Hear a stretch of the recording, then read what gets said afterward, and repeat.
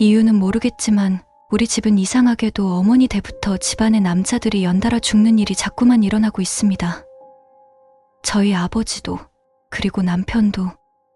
기이한 것은 이것이 한두 명이 아니며 모두 같은 방식으로 죽었다는 것입니다.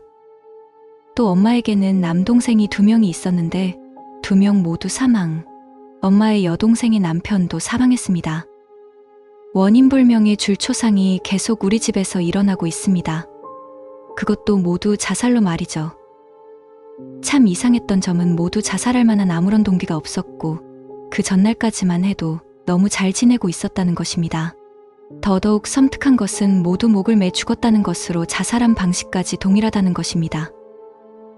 유서도 일절 없었고 모두 자살 방식이 동일하기에 혹시 살인사건인가 싶어서 이웃의 의심까지 받았었습니다.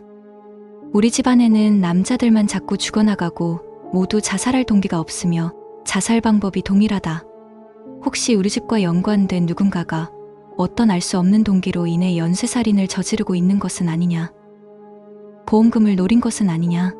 이런 이야기가 퍼져나가기도 했지만 그러려면 보험금의 수혜자가 모두 한 사람이어야 할 텐데 전혀 그렇지 않았고 심지어 보험금이 아예 없었던 적도 있어서 도대체 누구의 소행인지 알 수가 없다는 것입니다. 저희 남편의 경우 자살 하루 전날만 해도 회사에 연휴를 냈다며 여행 계획을 짜느라 들떠 있었습니다.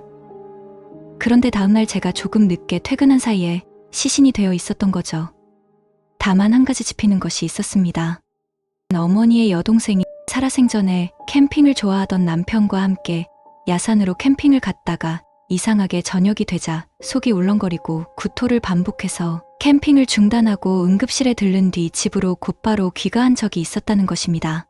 그러고 보니 어디선가 굿을 할 때 잡귀가 씌이면 구토를 한다고, 그래서 굿판을 구경하다가 누군가가 구토를 하거나 하면 그 사람은 자리를 피해야 한다고 하는 소리를 어떤 무속인이 하더라고 하는 이야기를 들은 기억이 납니다. 정말로 자살로 목을 매달아 죽은 원기 같은 것이 그날 이모가 캠핑을 할 때 따라붙은 것일까요?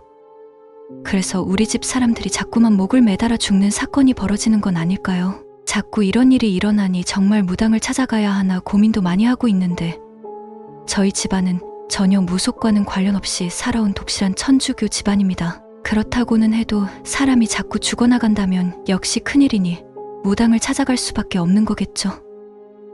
마음이 복잡하고 혼란스럽네요. 혹시 댓글들에 조언이 달릴까 싶어 여기에 제보를 합니다. 이 이야기를 듣고 계신 분들은 이런 현상에 대해 아는 바나 해결 방법을 알고 계시면 댓글을 남겨주세요. 부탁드립니다.